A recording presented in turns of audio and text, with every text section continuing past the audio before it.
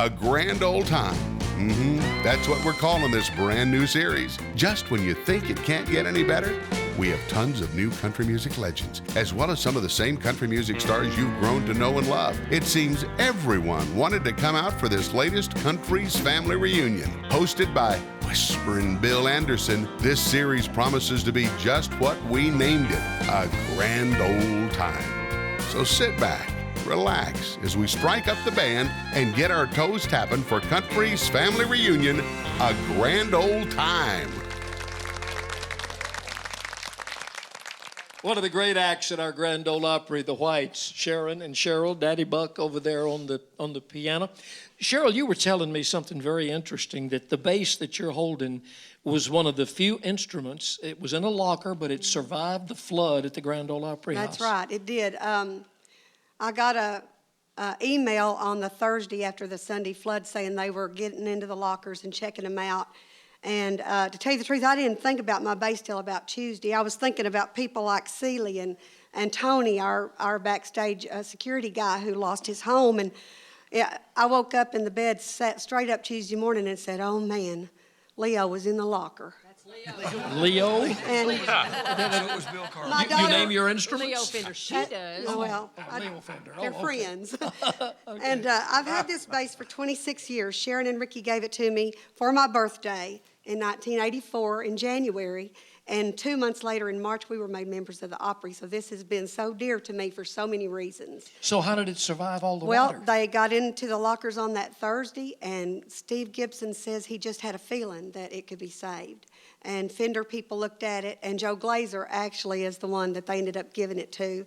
He knew what to do. The finish started trying to come off, and he knew what to put on it. And the amazing, and I remember telling Steve this Friday night at the Opry at the Ryman, not even a week after the flood. I said, Steve, I'm not picky, I'm not a collector. I said, if I could just ever play it again, it can be rewired or anything, I don't care, you know. And if I don't get to play it again, I'll hang him on the wall and say, that was my friend, you know. And it totally dried out. It is all original. They put new strings on it, and What about the electronics? it all dried out. It's all there. The coolest thing. That is Wow. amazing. She got it back at one of the country classic shows. It was on Thursdays, the first one back, and down at the Ryman, and they brought it to her. And Ricky was not with us that night, and he was working, and he got in the car just in time to hear us play the last song that we did. Which, the funniest thing, we were going to tell about the bass before we sang the song. And the band just kind of started into it, so we started playing. I looked over at Cheryl. She said, well, I'll just tell it afterward then. She looked at me like, you didn't get to talk. I said, oh, but I will. Because I'd already told Bill Cody about it, and I knew he wouldn't forget. And so Bill was the host, or the announcer, and T.G. Shepard was the host. And he come walking out. He said, I heard you got a story about that bass. And so and Ricky, the funniest thing, had just gotten into the car and heard us sing that song. He said, I knew that was Cheryl's bass. So It sounded the same. that's the Isn't coolest that amazing? Because that doesn't happen either. And With- ears like Ricky's would know the difference. Oh, Lord, yes. I was going to say the only thing more amazing than the bass surviving is that Ricky came to the show today, because we've been trying to get Ricky Skaggs here, and every time we do the show, I say, Sharon, where's Ricky? And you say he's at home or he's busy. Well, he's been busy most of the times and been out of town or working in the studio. But I told him, I said, if you don't make a time to be with us, it's your loss. Because I said, this is some of the most fun we have all year long, is getting together like this. We It missed you, really Ricky. is a Come up family here and join reunion. us. Yeah, Ricky We're gonna make Skaggs. you work. We chose this song because we did an album together a few years ago called The Salt of the Earth. And it came about really because we had sung at Louise Scruggs' memorial service farther along. And someone told us that day, we've sung together so many times but never recorded an album together. And the seed was planted that day, and we started getting together and trying to find songs. And it turned out to be gospel. We didn't head that way, but that's the way the Lord wanted us to go with it. And so the debate was which Wilma Lee and Stoney Cooper song to do, because they were the first live show that Dad and Mama took me and Sharon to see when we were little girls. Carly's mom and dad. So Yeah. this brings back a lot of memories to you. And This one won. how's this song? Tear into it. The Whites with Ricky Skaggs. Kick her off, Wilma Lee. big wheel. There's a big wheel. He's a whole lot bigger than you. There's a big wheel. There's a big wheel. He's a whole lot bigger than me. When you think you've got the world by the tail and you don't have to worry about a thing. When you think the world can never hold you down, do you ever think of his name? There's a big wheel. There's a big wheel. He's a whole lot bigger than you. There's a big wheel. There's a big wheel. He's a whole lot bigger than me. All right, bud.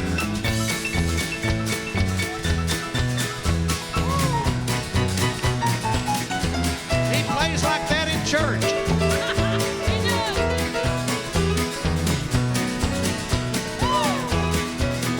Do you ever stop to think? Stop to think how you got that whirly thing?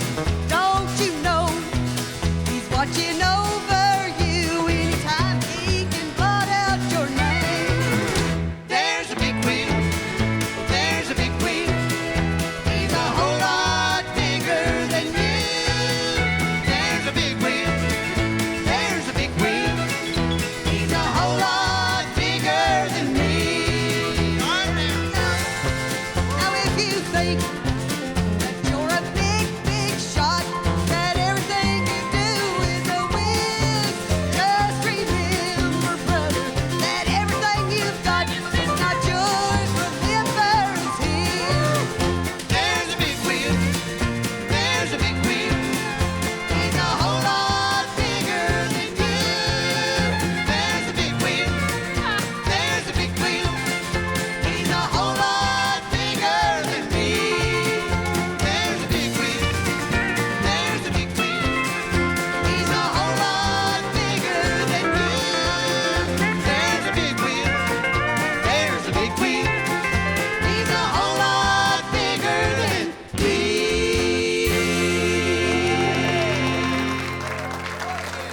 That's the truth.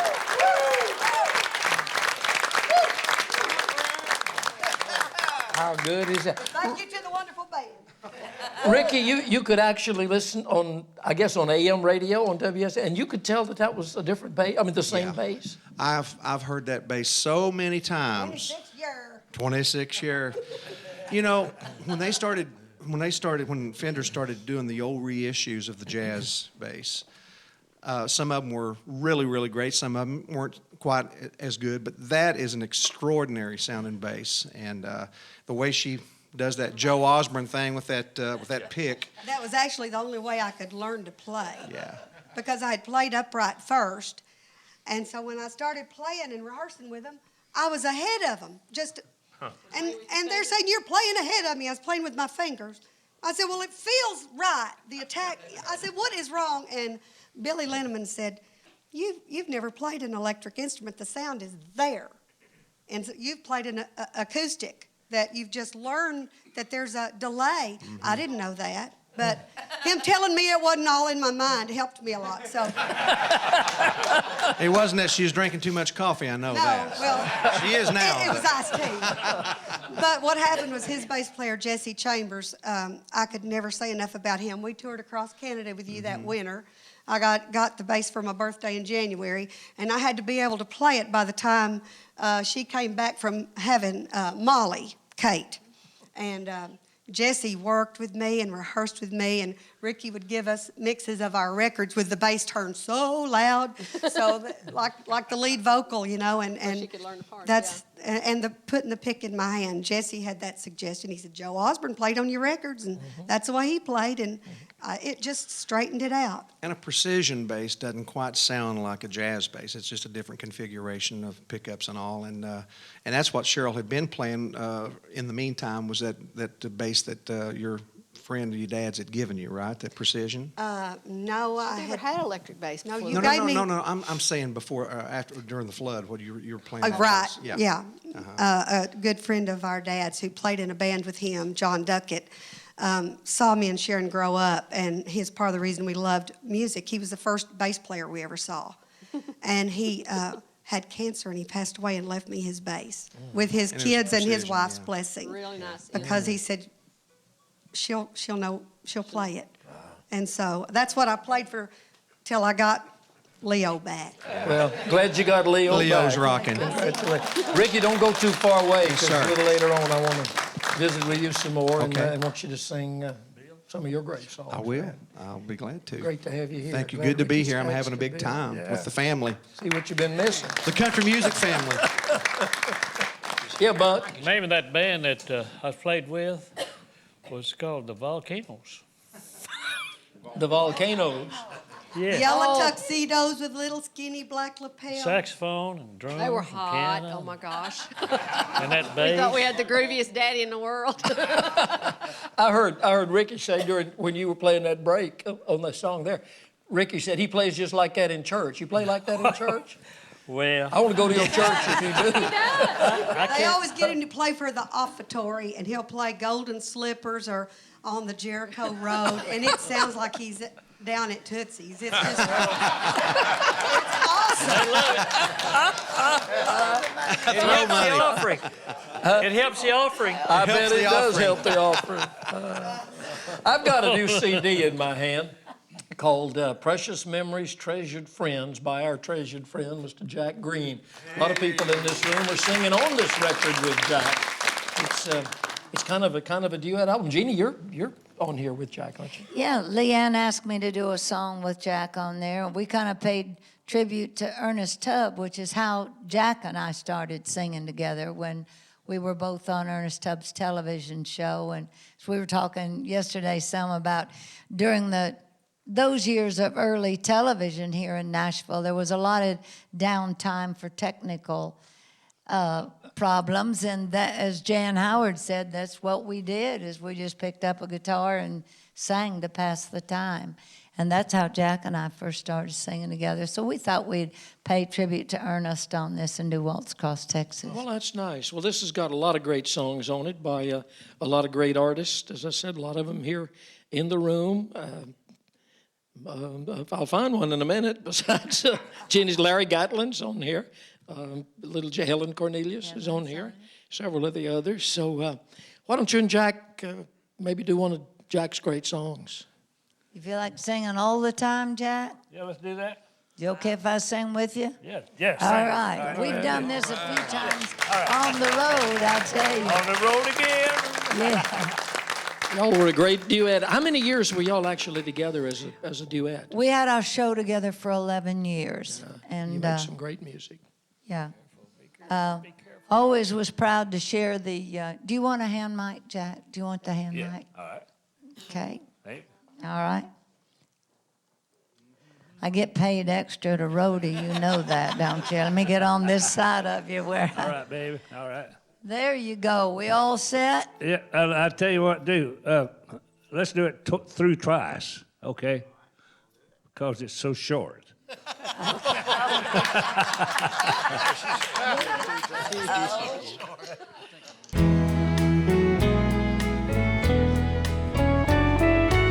All the time. Yes, darling, all the time. Tenderly, constantly, I love you. Every day, I'll prove it every way. In happiness or in loneliness, I love you. Other arms may tempt me, don't let that bother you. For even if they tempt me, I'll never be untrue. All the time. Yes, darling.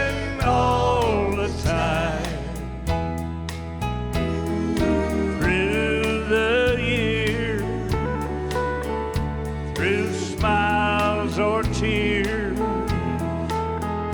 I love you. Other arms may tempt me. Don't let that bother you. Or even if they tempt me, I'll never be untrue.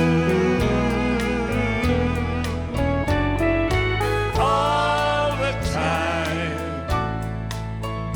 yes, darling, all the time.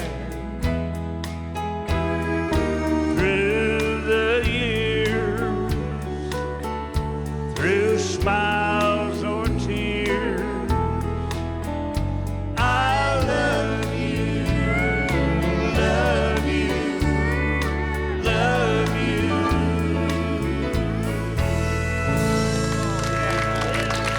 Oh, yeah! Thank you. There you go, Jackson. Isn't that?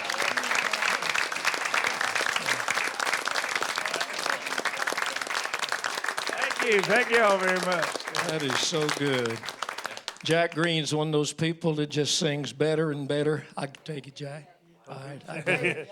Just sings better and better all the time, and thank you, brother. never fails to tear the crowd up at the Grand Ole Opry too. And Jack, good luck with your new record with all the duets. Absolutely. Well, there's a friend of ours that we haven't seen. Most of us haven't. I know I haven't in way too long of a time that's here today. And I know a lot of our friends and fans remember the great sounds of the Glazer brothers from back in the 60s. Jim Glazer's here. Jim, it is wonderful to see you, buddy. Well, thank you. It's great Thank to be you for here. being here. Yeah, I enjoy being here and seeing people I haven't seen in a long time. I asked you a while ago, just before we got in the circle, I said, where have you been? You said you've been living in the woods? Yeah, I bought a house out in the woods in 1993, and I lived there alone for almost 12 years. Quarter of a mile off a dead-end road. And, of course, needless to say, I had some thinking to do, and that was a great place to do it. For 12 years? Yeah, a long time. And then I was ready to come out. Well, I know it's fun for you to see a lot of your old friends, old acquaintances. Ronnie Robbins is here. Ronnie, of course, son of the legendary Marty Robbins. And the Glazers worked, you worked a lot with Marty Robbins back in the old days. Marty brought us to Nashville, actually. Oh, did he? Marty was on tour through Nebraska. We were growing up on this big old farm out in the middle of Nebraska. And Marty came to Grand Island, which was 60 miles away. And we went to see a show, and our dad was really a character. He walked backstage and said, "Where's Marty's dressing room?" And they said, "There." And he knocked on the door and said to Marty, "I want you to listen to my boys sing." Yeah. And I always thought that Marty probably thought, well, there's not a lot to do in Grand Island, Nebraska anyway.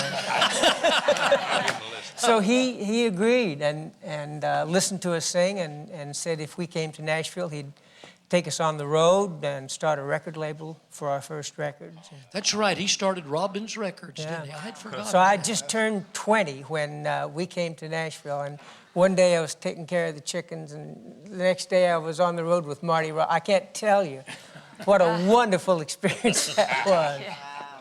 Of course, your brothers, Tom, Paul, and Chuck. y'all were a wonderful group together for how many years did the three Well, of we you sing worked together? from 58 to 73, and then took a vacation. We got back together in 80 and worked for 3 or 4 more years. But you had a pretty good single career yourself. You went out and made some records. I remember you were on MCA Records for a while. I was just about on every label.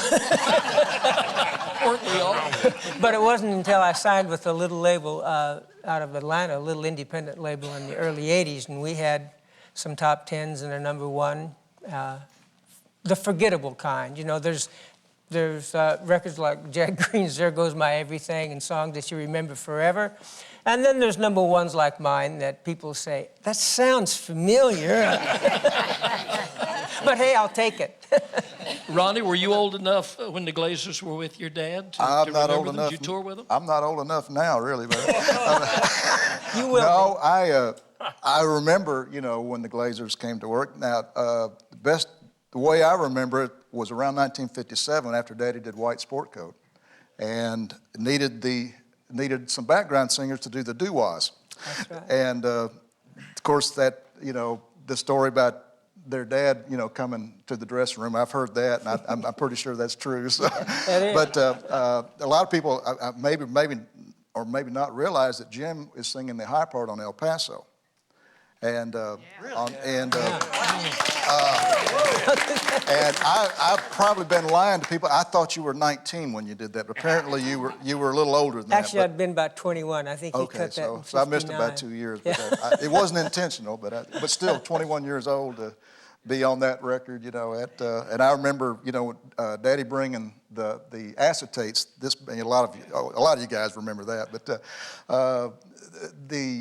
you could only play it 3 or 4 times, and it was junk, But I remember when he brought the acetate home for El Paso and some of the other Western songs, And of course, there was such great harmony on there, And they had a lot to do with it, and they had a lot to do with Daddy's sound during that time period because he had done the White Sport Coat and some of the other sessions in New York and had a whole different kind of more of a pop sound to it. And then the Gunfighter Ballads brought him back full circle to country and Western again.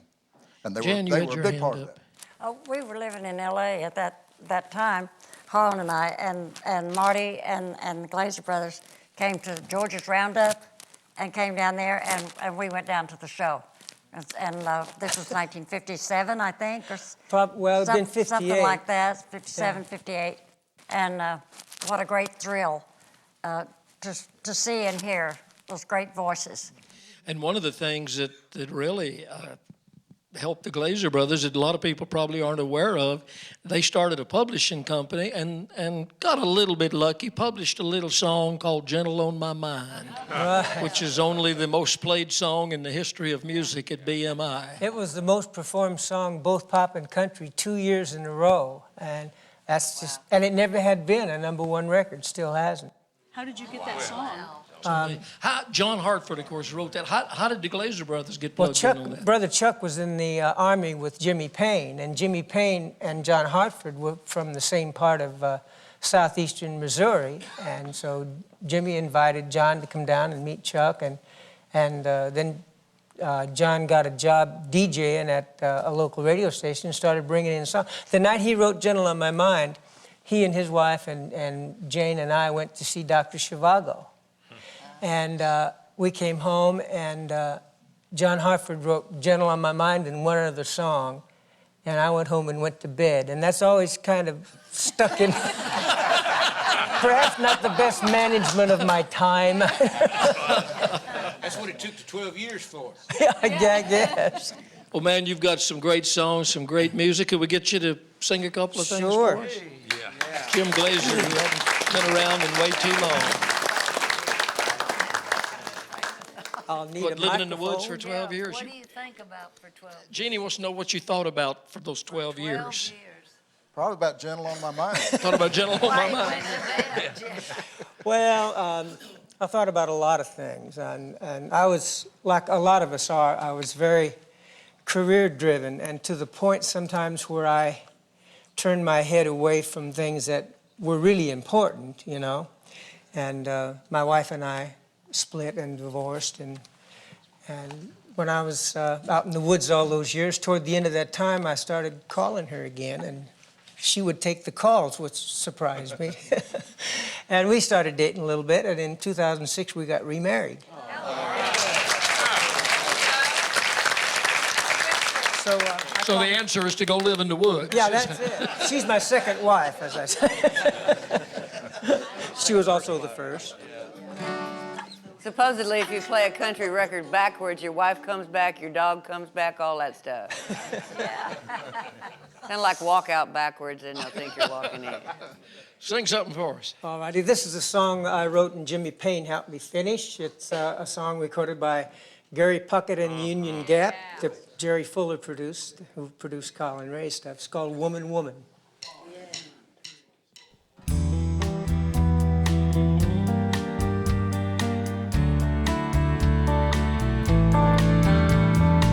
Woman, woman,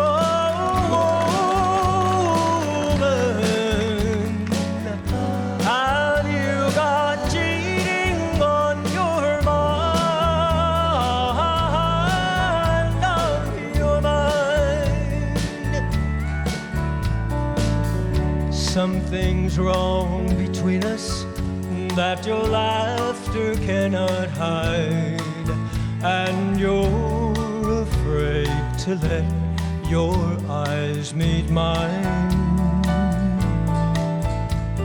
And lately, when I love you, I know you're not satisfied.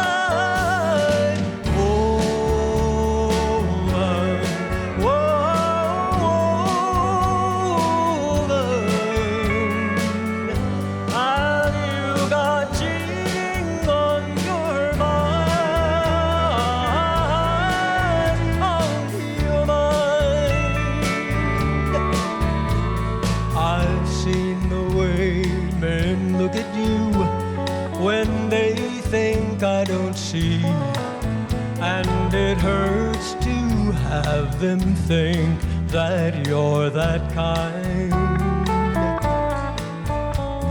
But it's knowing that you're looking back that's really killing me.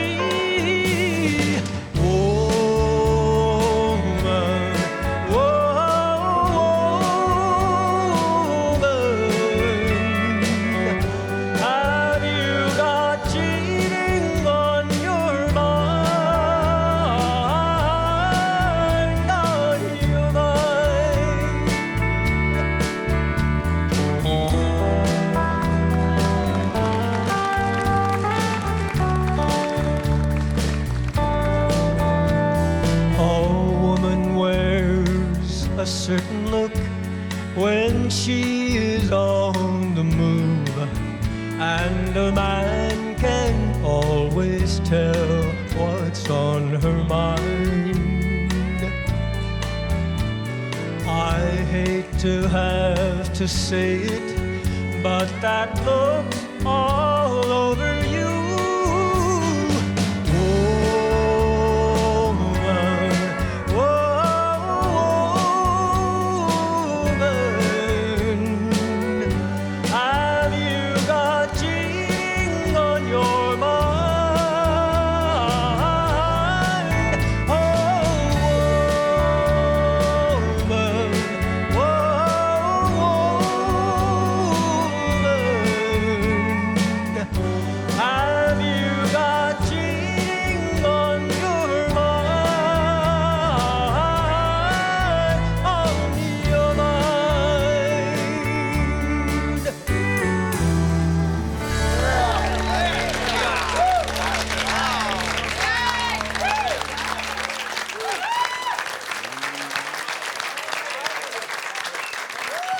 Fantastic.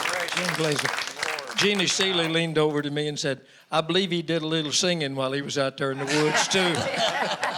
you have to, I mean, you couldn't keep your chops up without just singing to the birds or something. Well, you know, right? I don't, when I have a show to do, I'll start 2 or 3 weeks ahead of time and rehearse, but I'm very fortunate that I can carry a tune at all, you know, at this point in my life.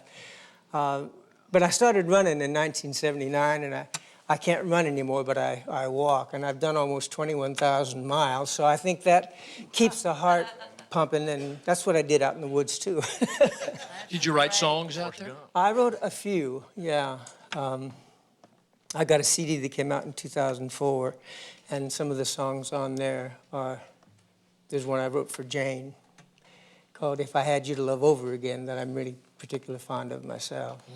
Didn't you tell me there's some kind of a project in the works that you're working on a Glazer Brothers project? Yeah, a fellow called us, and he had found an audio tape that someone had recorded of our performance on the road, and he's a person that does documentaries.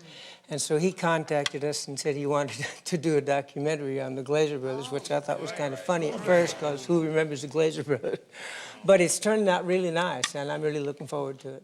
Will it be available like on television or DVDs? I hope so. Or what? Well, He's just making it. He hadn't sold it yet. Yeah. Well, good luck with that. Could we get another song out of I it? surely Hey, can. Bill, Jim, can I ask you a question? Sure. On Woman, Woman, did you get those vocal licks from Gary Puckett, or did he get them from you? I mean, well, I'd like to say he got them from me, but actually did he I got cop them the from him. demo? I've copied his record of that.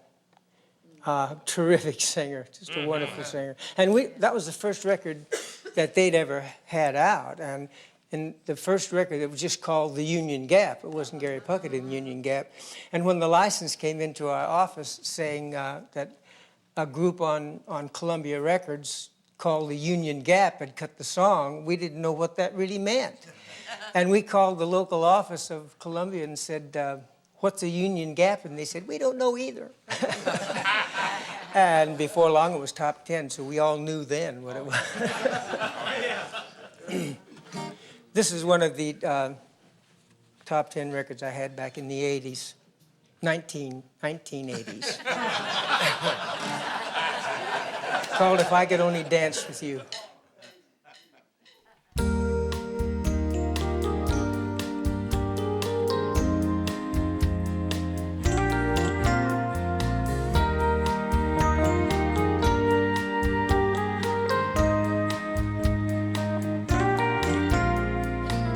Never dreamed I'd see you around this far from our hometown.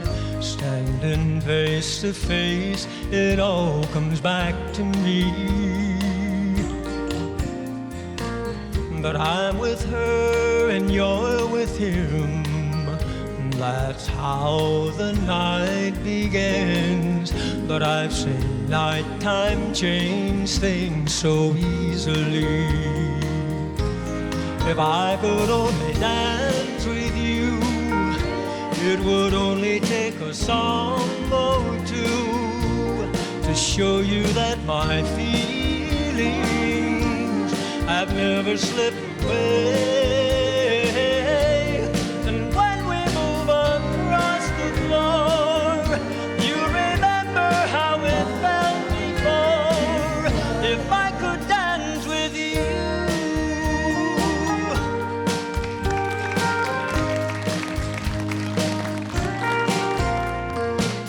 call it luck or call it fate, being here was worth the wait.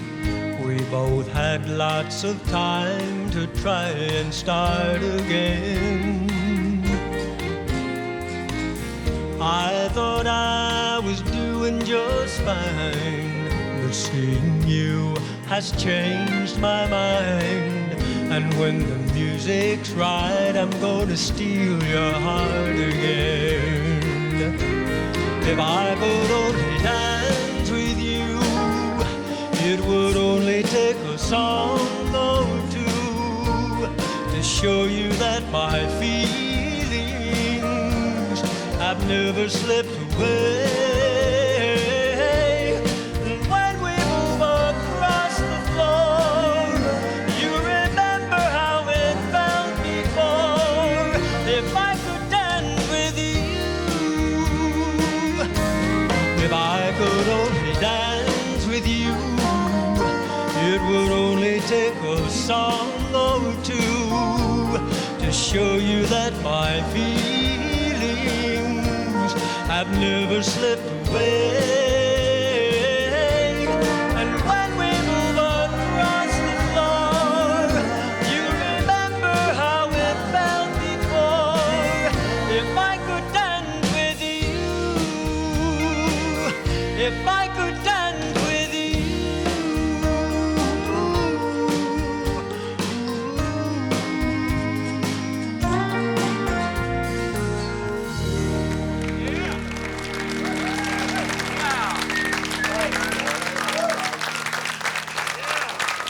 Jim Glazer. Great, man. Hey, wait. Just 2 seconds before you go. Maybe the camera can get a close-up of that belt buckle. We don't see a lot of those anymore, the old T&N belt buckle. Glad you're still wearing that, pal. Great to have you here. Thanks for coming to the family reunion, Jim Glazer. Wow. Great job. Wow. Jim. As high as Jim sings, to get Jim and Jimmy Fortune and Colin to do a trio, and it'd all be up here. They'd all be singing the same part, though. Yeah, well, that's true. Yeah, they'd have Larry sing the high harmony. We have a great Yeah, memory, okay. Cheryl and I do, of seeing the Glazer brothers at the Ryman back when we first moved to town in 1971. We'd heard them on the radio, and oh my goodness, they were just, we just loved what we heard. And so we would go to the Opry, and we were guests, so we sat in the area. A lot of you know what I'm talking about. It was before the Ryman was renovated, where you'd be behind the curtain, so you could look right down on the curtain, on the stage, and you could see what was going on behind the wings, in the wings, behind the scenes, and right there and you could also see what was kind of going on. And I can remember sitting there the first time I sat there, and Dottie West walked out on stage, and it looked, the flash bulbs were going off. It looked like the 4th of July in Hollywood, really. But anyway, we were sitting there and saw the Glazier Brothers perform, and they did a thing where they moved out of the mic. They were singing around one microphone, and it sounded like butter, y'all. It was great. But they would move in and out of the microphone, and we had heard them do this, and we did not know what you did. We heard the crowd respond to it, but we didn't know until we saw it. We grabbed, that's what they're yelling about when you do that. Because it was so spectacular, you could not tell which voice was singing what, and you couldn't tell the change. It was so smooth. That's one of the finest trios that God ever made.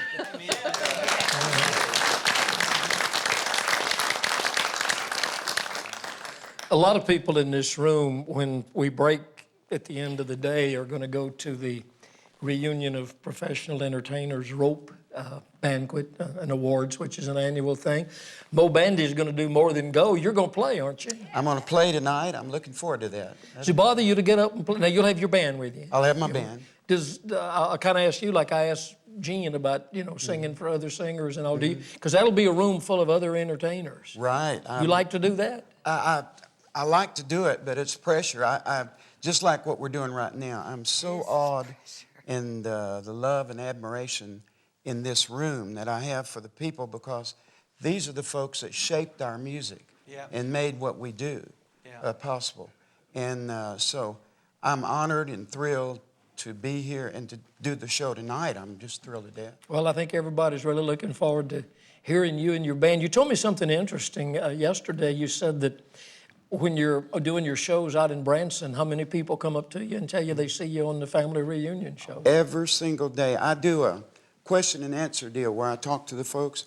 The first question out of everybody's mouth, we saw you on family reunion. How's that to do? And I always say it's probably one of the greatest things, the greatest thing I've ever done in my life, because of what you folks have created and I get to be a part of.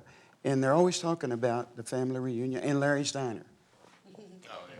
Don't say that. Larry will get the big head. Oh, okay. I didn't say that. But I feel like, I was thinking a while ago, I feel like George Goebel said years ago, sometimes I feel like a pair of brown shoes with a black tuxedo.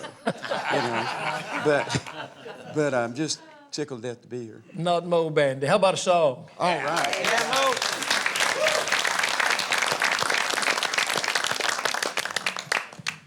I think every one of us that's been on a bus and traveled across the country has probably lived this song.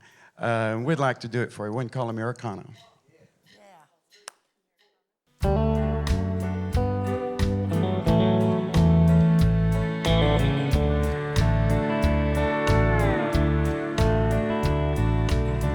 I've traveled all around this country.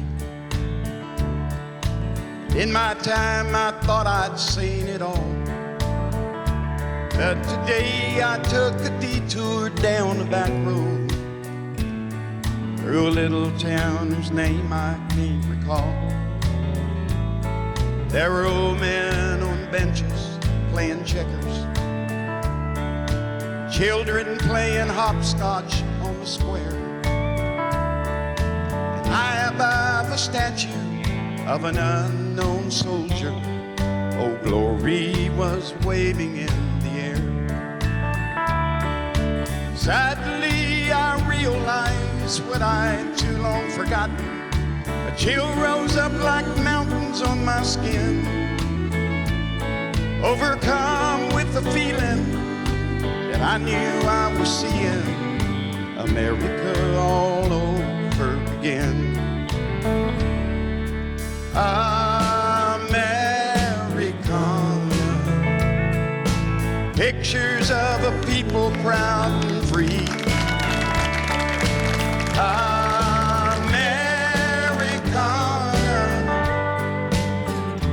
I'll keep holding to the dream. You're still what living means to me. You know, when I recorded this song, we brought a bunch of my friends off the street and everywhere in to sing with us. And always when I do this song around the country, I try to get the audience to sing.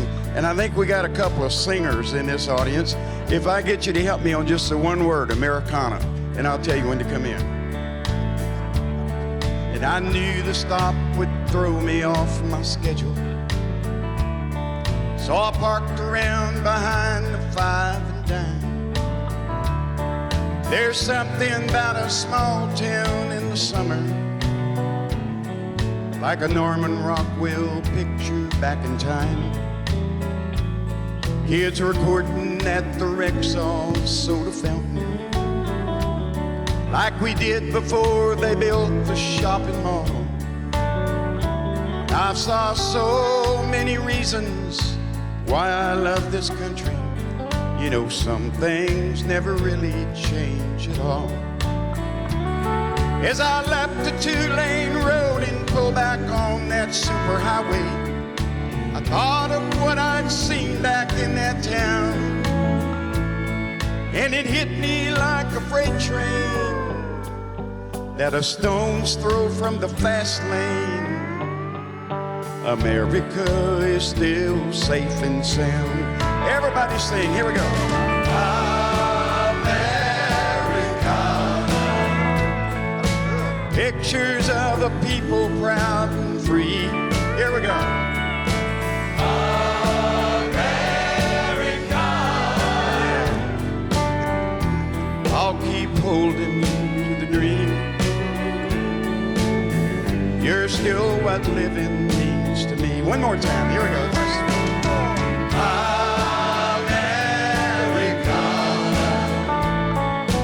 Pictures of a people proud and free. Americana,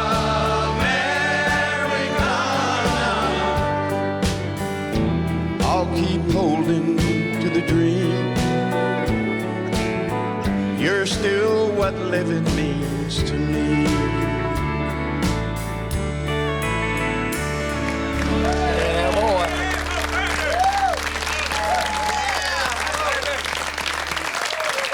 Great, no dandy. Great, what a great song. Thanks for sharing that. Had a good back. Got a pretty good choir. Pretty cheap there. Whoa, got a pretty good bunch here, I tell you. T was a little ahead of the beat, though.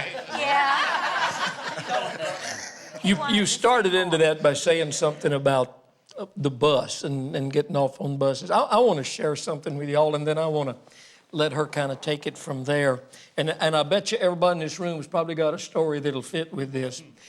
A friend of mine who lives in New York City told me a couple of weeks ago that Rhonda Vincent was booked at a little place called Joe's Pub in New York City. Some of you have been there. It's a country music place, and a lot of songwriters and all perform there. Rhonda and the band, the way I understand this, if I'm right, you were already in Manhattan. You'd already gotten there. Been doing some other things, but your bus that had all of your equipment, all your costumes, everything, your merchandise, your 5-pound bags of Martha White flour, everything else, got stuck or in a traffic jam of some kind in the Lincoln Tunnel. He had a wreck. In a wreck, okay? They could not get to the show. So my friend tells me, he says, I have never in my life seen anything as professional as Rhonda Vincent and that band. They had on their street clothes. They borrowed instruments from like another band that was there. You didn't even have anything to play to start with. No. And he said they went on the stage and did the most incredible show. Before the night was over, the bus finally got there. Rhonda had her CDs and stuff. And at the end of the night, after all of this, Rhonda invited all the people to stay. She gave every person there a copy of her CD and an autographed poster. What a wonderful professional thing for you to do. Yeah. Now, what's your side of all of that? That's exactly what happened. We were there sightseeing during the day. The bus driver decided at 2:30 to head out to go find water. He said he thought that everybody would be coming out of the city and that he could get back in. And he told me, he said, there must have been a shift change or something.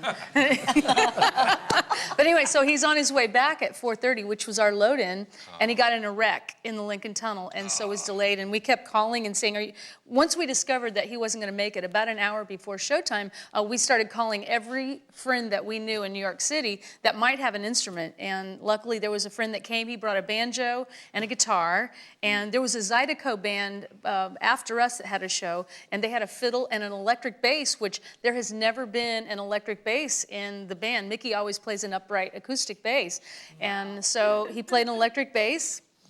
We wish Leo would have been there that night. What did you do? Because you usually play the mandolin. There was no mandolin, right? Just stood there. Danced. I know. Ricky knows I don't dance. Clap your hands like Jack Cook. Well, all I could think of is at the time, it's like, okay, because this was a CD release party. The New York Times was coming to the show, and I knew they were going to be there. And this is such an important night for us because we're launching a brand new CD on my own label. I mean, everything is so important. And I have nothing but the clothes on my back. And the guys always wear suits and we dress up. In fact, a New York designer by the name of Constance McCardle, ladies, you will want to meet her. She had designed a special dress for me to wear this evening. I didn't have the dress. I didn't have a CD. We had nothing but the clothes on our back. And the guys were in shorts and ball caps and tennis shoes. And we have a rule that's usually when you get off the bus, there's no tennis shoes and there's no logo shirts. And because they were just out, roaming the streets that day. It's a day that we would never perform like that, but we just had to make the best of it. And thanks to everyone there, they were so nice. And I look back now, and we might have gotten even more stories than we would have gotten had we just went on and done a regular show. I saw the story in the New York Times. It was wonderful. It was extremely flattering and said nothing but good things. I was thinking it said that somebody had a mandolin in their car. A gentleman left the show, ran out to his car, and brought his daughter's mandolin up for me to play. Wow. How sweet is that? I bet we got a dozen stories in this room of buses that didn't make it to shows. Anybody chime in with anything like that? Yeah, Johnny I bought Carver. a bus from Charlie Lubin.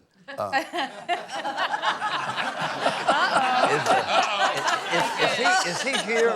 No. Seriously, I live out in the country, out in Lebanon, Tennessee, which is about 30 miles from here, and Charlie brought the bus out. Now, I'd paid him so much money for the bus, I couldn't afford a driver. So I was going to be the driver of the bus. Well, it sat out there in my yard for about 4 days before I got enough nerve to go out and try to get it out the driveway. He said that when you go out your drive, it's going to look like you're running into this pasture across the road from me, and there's a big ditch, and sure enough, I get down there, and it looks like I'm hanging over in the pasture. He said, that's when you cut it and get back on the road. So I had to practice driving a Charlie Lubin hand-me-down bus for about 2 days before I went out on the road with it. Yeah, Larry. Hey, y'all. When Steve and Rudy and I first started, we bought a... Hey, how are you, Neil? Good to see you. How's Mom and them? Good. You got everybody here? Thanks for asking. Well, for Rhonda, sometimes you just have to fall back on talent. You know what I mean? That's all you can do. Steve and Rudy and I bought a little blue Ford Econoline van and a trailer because Francis Preston had advanced me $25,000. When Broken Lady was going up the charts, we knew it was going to make some money. So Francis, Dottie, and I went into BMI, and so we bought this little van. And our daddy fixed the space shuttle with a pair of needle nose pliers and a Phillips screwdriver, WD-40 and baling wire. So he built a little bunk in the back of it. So we took that for a while, and then we saved up enough money. We bought the Statler. Y'all remember the red, white, and blue 4104, the first one the Statler brothers had? Yeah. So Shorty Lavender, the short man, calls him, we want to sell you this bus. So we paid him $25,000 for this bus, and it just had... You got lucky. You didn't know about this bus. I got some good ones. So they just had some old recliners in there that they'd somehow bolted down to the floor, and some red, white, and blue shag carpet that I mean, it was really ugly, but we're proud of it. You know, we thought it was a brand new, Prevo or whatever. Yeah. So we got to looking around in there, and they just built the bunks out of 2x4s and stuff, and we got to looking around. We got it halfway to Atlanta, and Rudy said, "Larry, come here." And I ran back there, and the boys, thank God, I guess they liked us or something. They left us a case of potted meat under one of the bunks. As God is my witness. You can't hurt me. Yeah, T. I got one real quick. We were playing over at the Opryland Hotel doing a fundraiser for Governor McWhorter, and the bus was going to pick us up. And it got up there to about where the Shoney's is up there, you know, about a block away. It caught on fire and burned up. Hot little band. Yeah. Never mind. I've got one about, it's not exactly a bus, but I thought this might be appropriate. I signed with Columbia Records years ago, and I got a little money. I never had any money in my life. Got a little money. And I happened to be celebrating with Fair and Young. We were in the Hall of Fame motoring.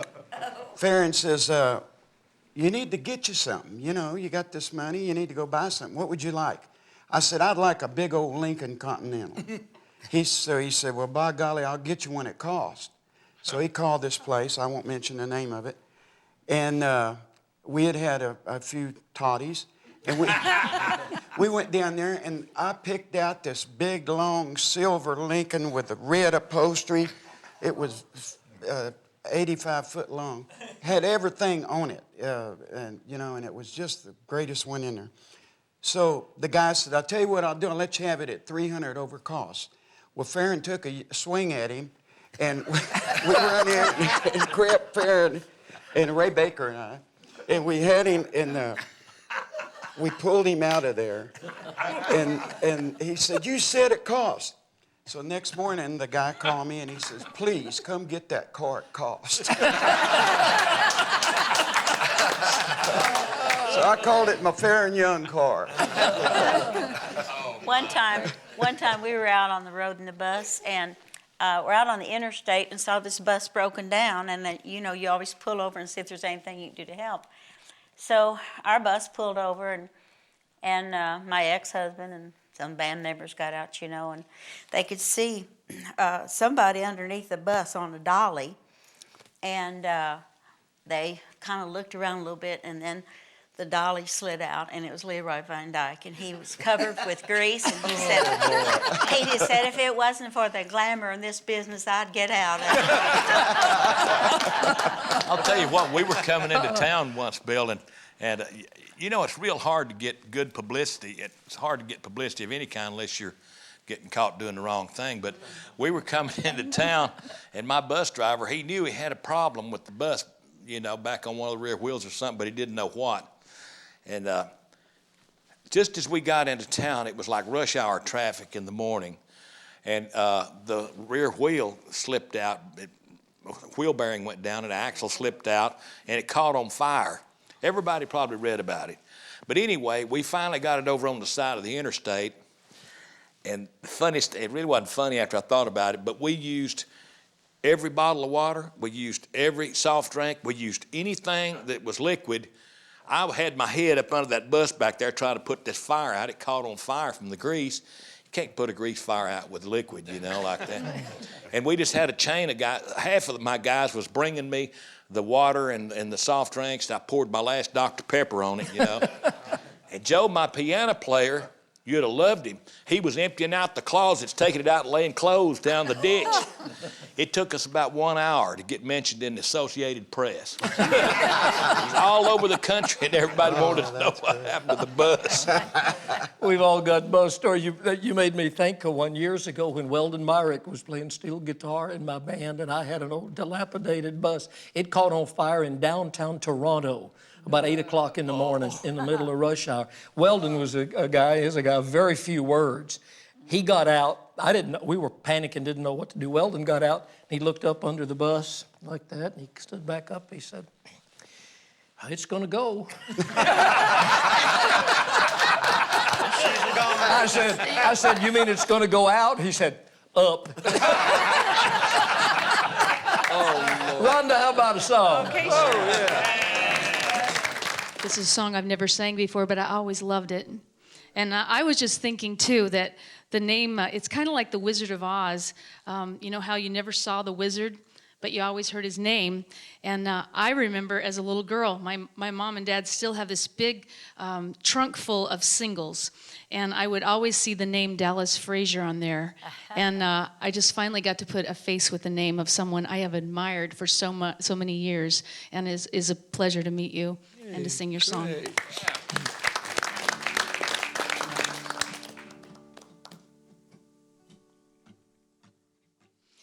Beneath still water, there's a strong undertow. The surface won't tell you what the deep water knows. Darling, I'm saying I know something's wrong. Beneath still water, your love is gone. Even a fool could see that you'll soon believe in me. But each and every heart must share their turn at misery. This time it's me, and I'm crying alone beneath still waters. Your love is gone.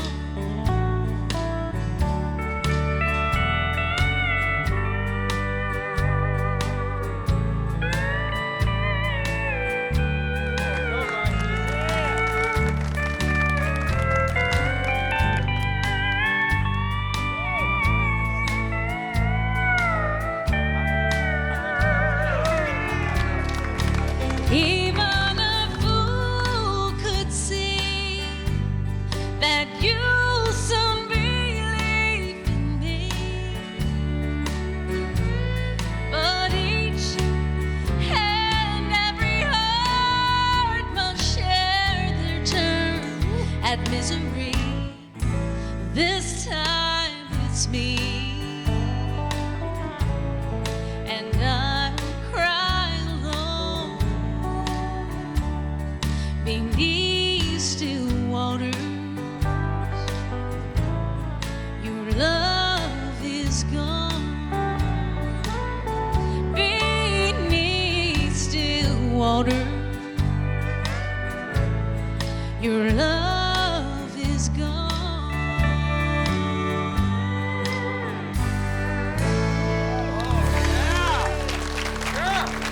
Awesome, Mike, awesome.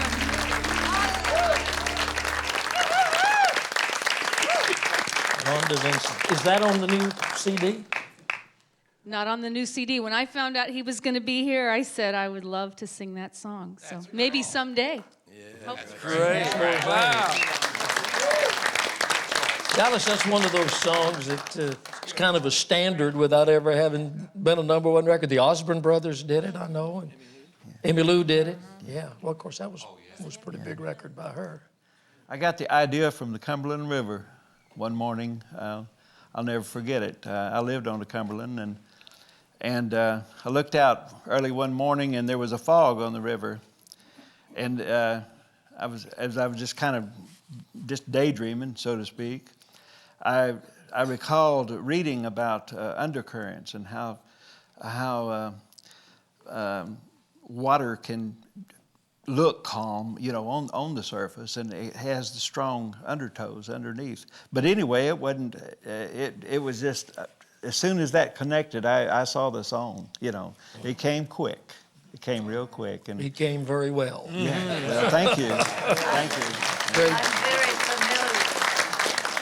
I I have become very familiar with that strong undertow from the Cumberland River, by the way.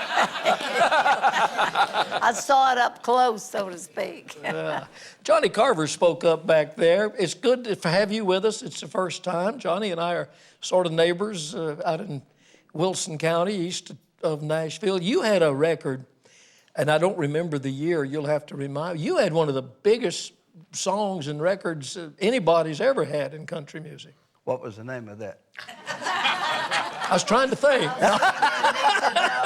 No, you did the country version of Tie a Yellow Ribbon Around the Old Oak Tree. Around the Old Oak Tree, yes. Which was a monster pop hit, I guess, Tony Orlando. Who? Mm-hmm. That's right. I never heard that one. No.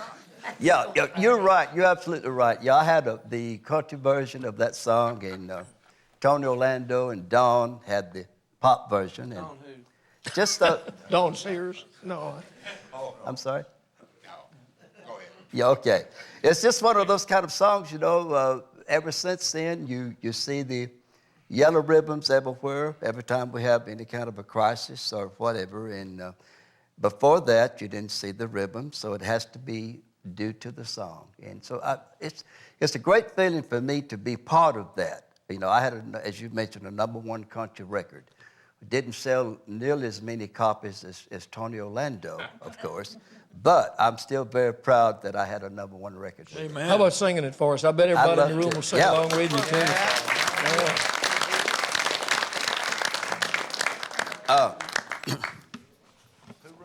I tell you, yeah. Who did write Tie a Yellow Ribbon? I know, I thought you did till I... Not just somebody No, down there. I'm teasing. No, Irvin Levine and Larry Brown, the two guys, they're two New York writers. They wrote Knock 3 Times, which I'm sure that all will be familiar with. In fact, that's how I got the song. I was on ABC Records, and Ron Chancey was my producer, and he had recorded Knock 3 Times with Billy Crash Craddock. I'm sure that y'all remember that version. Yeah. So I'd been out on the road. I'd gone actually to Houston, and I was listening to the radio, and I kept hearing this Tie a Yellow Ribbon on country stations by Tony Orlando, and I was thinking, well, man, you know, if they're playing this on country stations, you know, I might think about recording country, because I was a country artist. So I get back, and I was talking to Ron about it. He said, well, guess what? He holds up a acetate of it that they had sent down to try to get a country version of it. So that's it. There you go. Exactly how I came about the Tie a Yellow Ribbon song. But let me sing it for you, okay?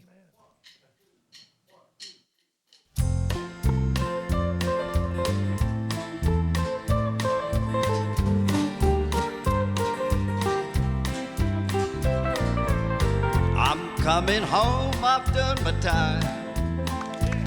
And I've got to know what isn't mine.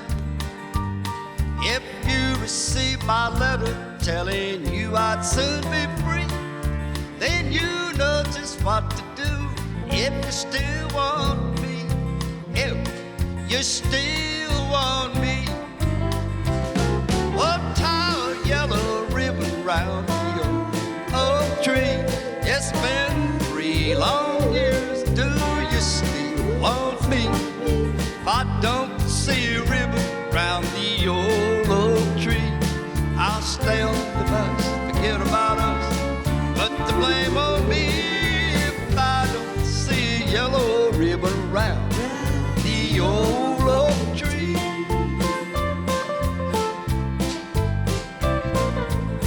Bus driver, please look for me. I couldn't bear to see what I might see. I'm really still in prison. My love, she holds the key. Simple yellow ribbons, what I need to set me free. I wrote and told her, please, oh, tie a yellow ribbon round the oak tree. It's been 3 long years. Do you still want me? If I don't see a ribbon round the old oak tree, I'll stay on the bus, forget about us, put the blame on me if I don't see a yellow ribbon round the old oak tree.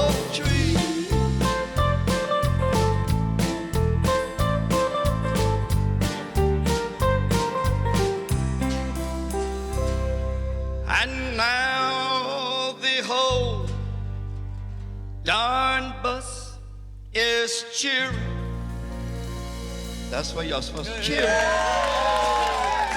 I can't believe I see 100 yellow ribbons round the old oak tree.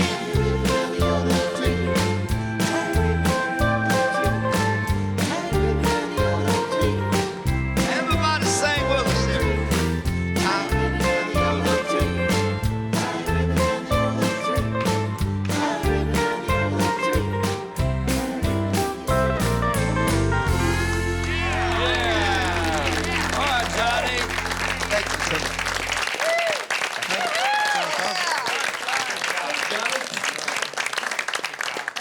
That's a feel-good song. It just makes you feel good. Yes, sir. To hear a song like that. It made Yeah, those it two makes old you New York smile. songwriters Yeah, feel that's pretty what good. I missed that, Larry. I said it made those two New York songwriters feel pretty good, too. That's some good mailbox money right there. Smiled real big. Yeah, they did.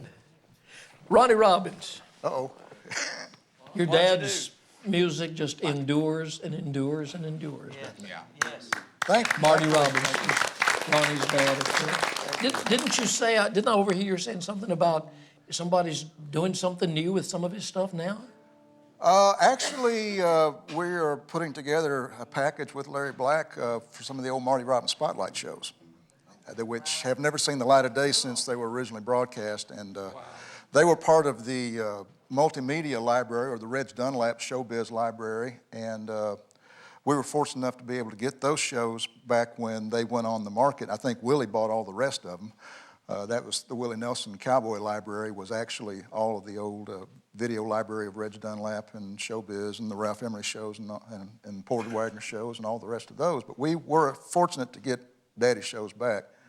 Unfortunately, we haven't been able to do anything with them. So up until recently, some of the governing bodies, the Musicians Union and AFTRA, they're starting to be a little more workable on relicensing and reissuing some of these shows. And we're actually working with Larry Black now to put a 9-DVD package together.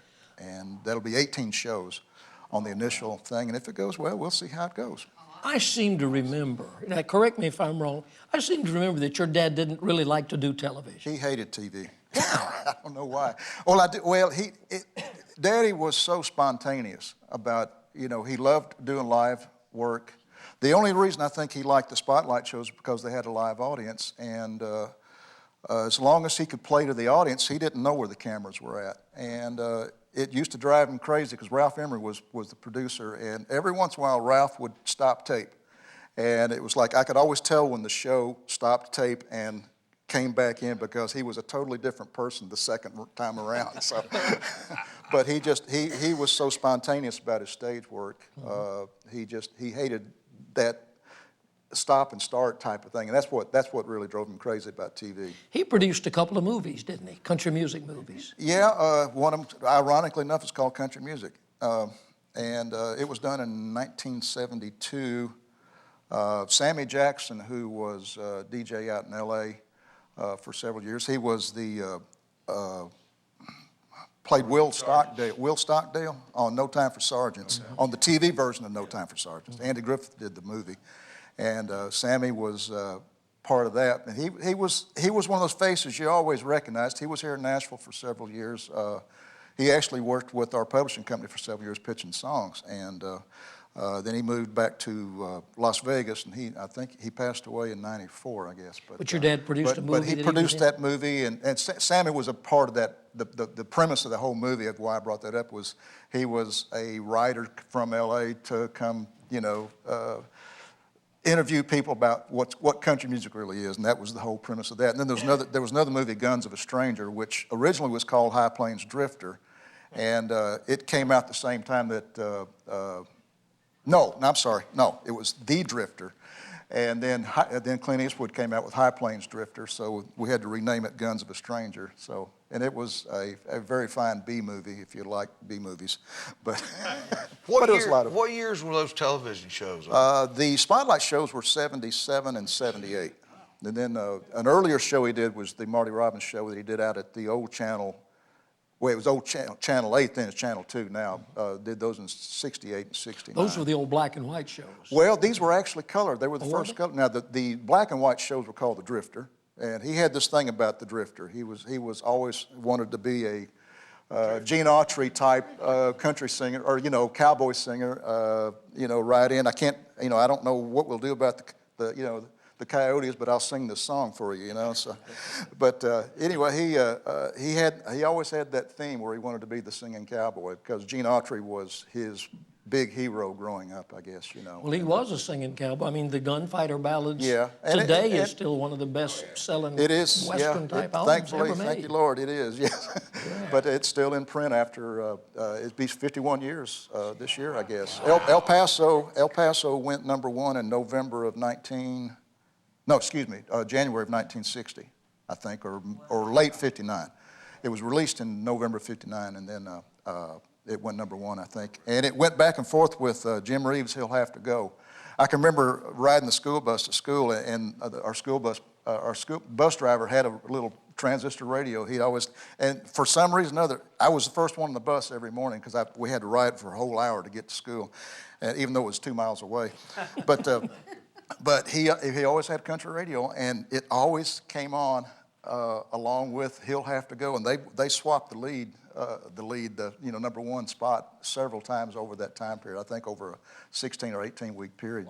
That was back in the days when you could have a long #1. So, yeah, you could go away to school and back with El Paso. I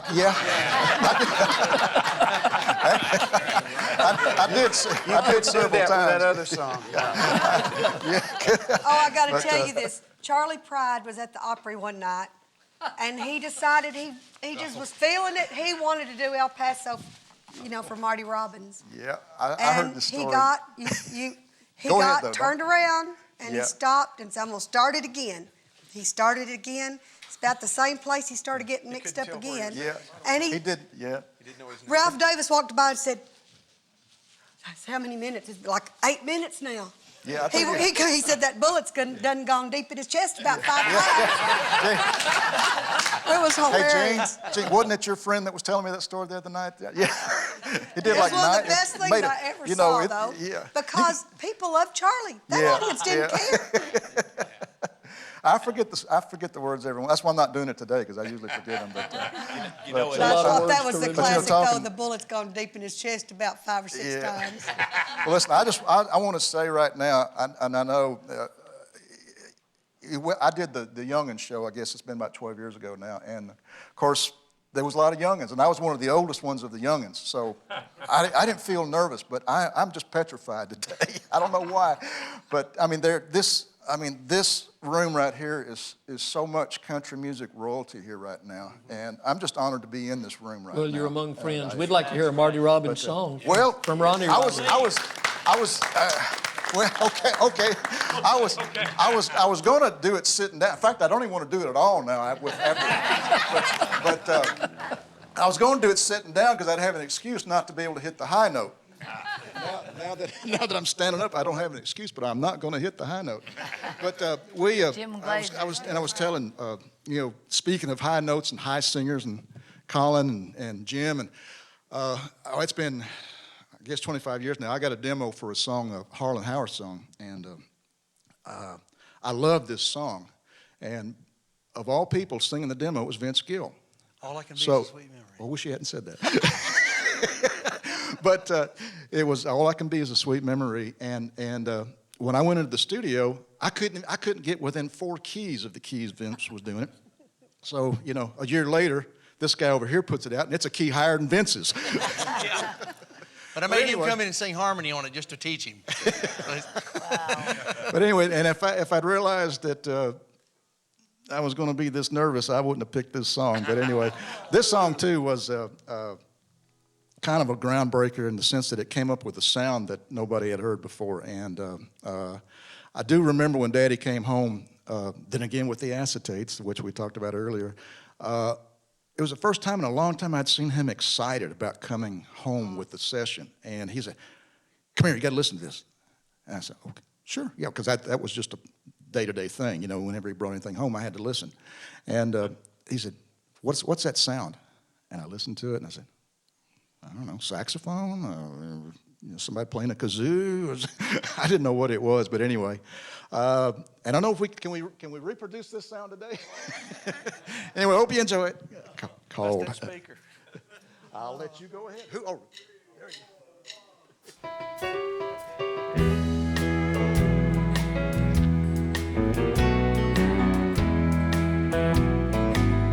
Don't worry about me.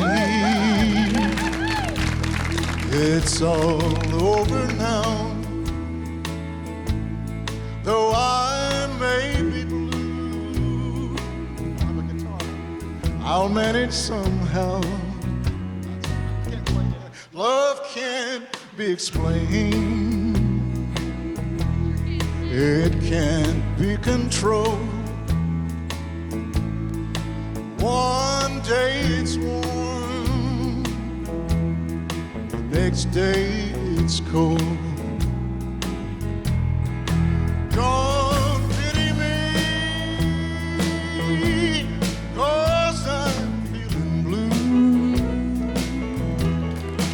Don't be ashamed, I appreciate your sympathy. It might have been you.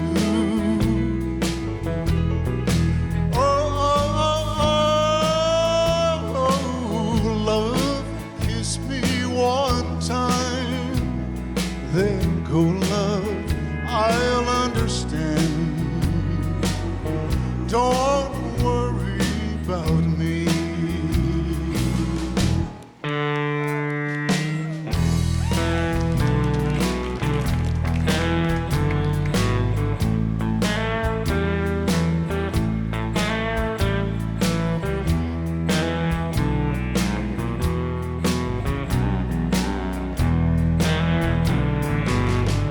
Sweet, sweet, sweet love, I want you to be as happy as I when you loved me. I'll never forget you. You're a sweet memory. It's all over now. Don't worry about me. When one heart tells one heart goodbye, one heart is free. One heart will cry.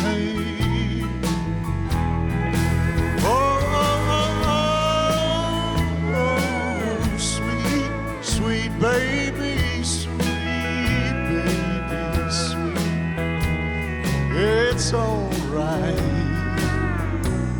Don't worry about me.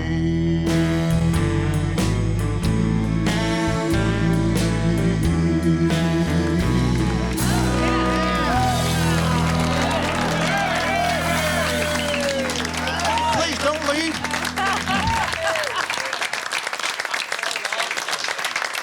Roddy. Boy, not only do you sound like your daddy, I mean, those are all his little motions. I was fortunate enough to, and many of us were, to tour with him a lot. Those little motions that you do, that's just him, man. I don't know if that's hereditary or what, because I purposely for years did not go to see his roast, because everybody used to tell me that, and I thought, I don't even watch him on stage anymore. I didn't see him on stage from like 1974 until 80, I guess, for like 6 years. Because, you know, at that time I was kind of fighting that comparison thing, you know, and blah, blah, blah. I know everybody gets tired of hearing that, but you know, I tried my best not to mimic him, you know, and it's just natural. I don't know why. I don't know. I felt like I guess he did it enough at home that I saw it, even though he wasn't on stage. It's just, he is so much light. He is I mean, you're Ronnie. Well, I'm older now. See, I'm older than he was. So you're seeing a whole new Marty. No, How old was he when he passed away? He was 57. And I just turned I have a question. 43. The sound on the guitar, somebody told me that was a mistake, that Grady Martin. It wasn't a mistake, but the way I understand it, they didn't hear it until they did the playback. Because if they'd heard it during the recording, I think they would have stopped. Yeah. But it was something, you probably know, Larry, it was a tube. Of course, this was in 61, so they were still using tubes then, you know, for everything. And from what I understand, it was either in the mixing board, it was either preamp or mixing board. But regardless, that's when they didn't know it until they heard the playback. And then to reproduce that, the fuzz tone was actually created to mimic that sound, you know. Ricky's a studio executive and knows a lot about recording and stuff. So was there something blown in the equipment? Or? Must have been. A tube went out, and thank God it did, because it created a whole new sound. I mean, you know, nowadays people would turn, you know, the master up on 1 and turn the input up on 10 to get that sound, you know, on an amp. But you know, that's awesome. Hey, I got a great story about your dad. I was out working on the road, opening some shows for him, and we had our equipment still set up on stage because, you know, as soon as our show was over, man, he wanted to get out there because he couldn't wait to get out there to the friends and neighbors, you know. And so we didn't have time to tear down. I mean, it was like, here comes Marty, you know. He went out there and he sung and he sung and he sung and he sung and he sung. He kept on going. And I just kind of knew him a little bit. We'd met backstage. He was so nice to me. And he thought the world of you. Well, I loved him and just really admired him so much. And so we had to get off for a date. I mean, we had to go, you know. We had to get going, you know. And I kept looking at my watch. So he was out there and just having the time of his life, you know, singing. And, of course, the crowd was loving it. Well, I found a big old mop, you know, the one that's like a janitor's closet. I went back there and got that big old wide mop, and I come, walking right up in front of the stage, sweeping up the stage like, it's time to go. He fell out. He laughed so hard at that. He said, okay, I guess it is time to go, He was about 45 minutes over his show, but, when you're headlining, you can get away with that. But Marty was, I loved your dad so much. And I want to tell you something. Your dad would be so proud of you. Yeah. He really would be.